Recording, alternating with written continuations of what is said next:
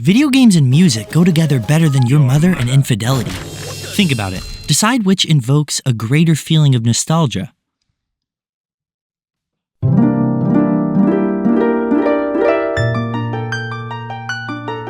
I picked Ocarina of Time first and foremost to pander to my target demographic, but surprisingly, even to someone who's never touched the game, listening to the Great Fairy Fountain, the title theme, Hyrule Field, these feelings I can't describe are kindled deep inside of me. It's not simply nostalgia that evokes something deep within us when listening to these tracks.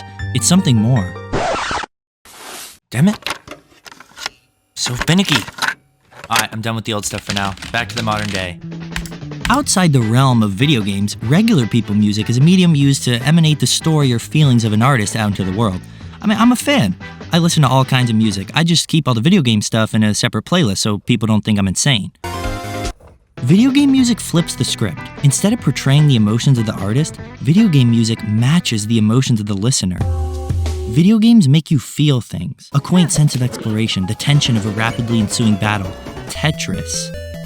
These inherent feelings that come alongside the actions taking place in the game are drawn out and amplified through the accompanying music. Coming from someone who doesn't know anything about music theory, I'm more partial to bedroom shredology, I can confidently say that different songs have a vibe.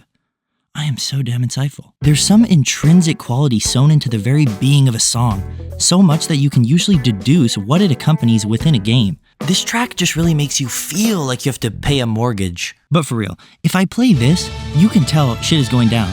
Video game tracks have great utility in amplifying the emotion or feel of any action you're taking within a game, but they can be so strong that they can even conjure up emotion when there isn't any present. At the beginning of Undertale, there's this part where Toriel goes,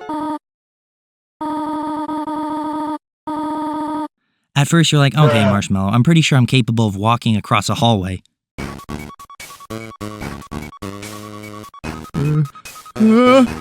This track, aptly named Unnecessary Tension because nothing frickin' happens, brought back the feeling I got as a kid running up the stairs after turning off the lights. In both scenarios, a monster's after me. The music turns this innocuous scene into an incredibly tense moment.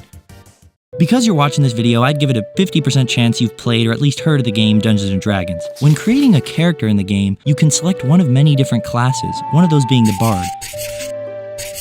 The Bard is a magic user who uses their artistic talents, usually playing an instrument, you're not special pal, to induce magical effects upon others. In a game filled with mythology, fantasy, and imagination, who would have thought that the thing that's real is the magic of a bard? Music is literally magic. A collection of sounds when played in a particular pattern can have genuine effects on those who listen to them. That's right, guys. Ocarina of Time is real. Kids, you can actually fly! Music can influence your feelings toward a game like you'd never believe. Pokemon Sword is a game that came out. I played the game when it was released. When I finished, I went, that was the easiest game I've ever played. I made it through almost every battle in the game on the first try. But despite this, every time I was fighting one of the 3 rivals in the game, when I was listening to the music, I felt like the most badass trainer had ever walked the face of the earth. You'll never see this coming. A button. The music was single-handedly responsible for turning these monotonous battles into epic spectacles. Some of the most invigorating songs are the spectacle tracks, like final boss themes. This is the kind of stuff that gets you amped up. This is the gym music, the stuff that puts you at the top of the world.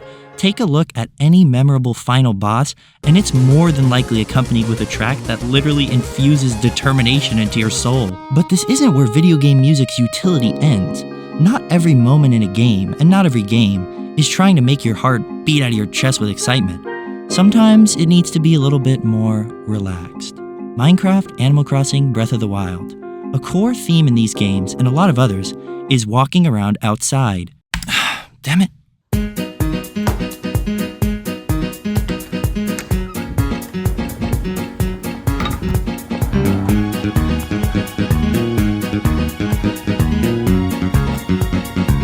Jesus.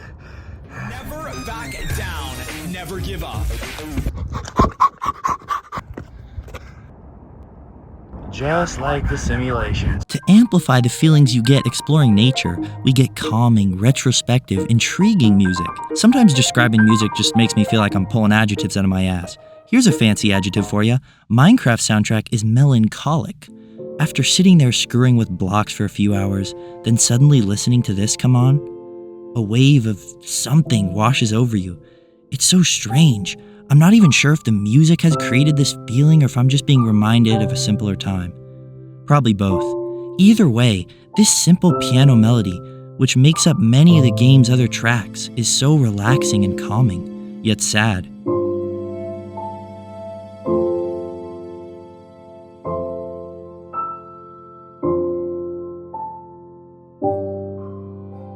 Damn, I need a pick-me-up. On the other side of the coin, we have Mario Galaxy, Odyssey, Kirby, Mario Kart, and other party games that just blast you with childlike wonder and positivity. If you haven't already noticed, a common theme among these games with terrific music is Nintendo. Now, I carry absolutely no biases whatsoever when I say that Nintendo has the greatest track record for music in the entire games industry. They have so many games with just wonderful soundtracks, it's mind-boggling. They almost never miss the mark when it comes to their music. Wii Sports, Mario, Kirby, Pokemon, Animal Crossing, Zelda, even Donkey Kong. I listen and listen, but I'll never get my fill. At this point, I'm nothing but a mindless corporate shell. Nintendo aren't the only ones who are with it, per se, when it comes to the music department. One of the most welcome surprises you can receive when playing a new game is having your ears treated with a banger song, especially when you don't expect one from the game you're playing. You ever play Jackbox TKO and then suddenly... Excellent! Or you're playing Ultimate Chicken Horse, the waterfall level. Then God himself decides to pick up the bass while you're jumping around for your life. Here are some of my favorite, less talked about game soundtracks. So hopefully I'm either putting you on or I'm unintentionally one of those people who go, dude, I love indie music. Have you heard of that one band, Metallica? Music already gets tremendous mileage just accompanying gameplay, but it can be entwined to a game even more so through the use of dynamic music. In case you've never heard of this, dynamic music evolves with the actions of the player within a game. The tone of the track can change, instruments can be added or subtracted. There's a lot of ways to make it happen. One of the most common examples of this is going underwater in a game. Often the track will switch over to the underwater version. Dynamic tracks allow for smooth, seamless transitions between differing tracks to symbolize a change in setting while also keeping similarities and cohesion between the different locations that exist within the same world. It can also be used in other ways, like how it's used in Mario Kart Wii's menu music. As you slowly prepare for a race and advance through the menu screens, picking carts and tracks, the music slowly builds to include more instruments and bolster a more active feel. It portrays the literal action of getting closer and closer to a race as you navigate through the menus. It also sounds good. I could sit here and showcase amazing video game tracks for days, and I'm not alone. If you've played a video game in your life, there's bound to be a song that holds an untouchable place in your heart. Because it's made to inspire emotion within you while playing, video game music is incredibly effective standing on its own as real music. Unfortunately, a lot of video game soundtracks aren't given the respect they deserve when it comes to treating them like real music. You won't find many game soundtracks on Spotify or any other streaming services. You'll even be hard-pressed trying to buy a lot of game soundtracks, especially some of Nintendo's. If you actually want to listen to game music outside the context of video games, your best bet is listening to rips from the game uploaded to YouTube. Now, this isn't quite official though. Was all this legal? But don't worry, Nintendo actually gives us an official option for on-the-go listening. Smash Bros. Ultimate allows you to play the entire game's music library whenever you want, and even with the screen off. Thanks, Nintendo! I actually have no clue why Nintendo doesn't officially put up their music, either on YouTube, Spotify, or even making physical soundtracks. A lot of indie titles like Undertale actually sell their soundtracks on vinyl, and people eat that up. Nintendo is sitting on a giant money pile. Unofficial rips of their soundtracks on YouTube get millions of views, and Nintendo takes the videos down. I mean, I get it, people are ripping the files and uploading them, but give us another option for Christ's sake. Video game music is special. So often thought of as an accessory to a game, good music can evoke more emotion than the actual game does on its own. The raw emotions and feelings that game music can draw out from within us is mind-boggling, and it goes to show us how it's just as good, if not better, at telling stories and portraying experiences than any other type of music. Listening to these tracks while playing games as a kid kindled my interest in music and even inspired me to pick up a guitar. That's enough of that.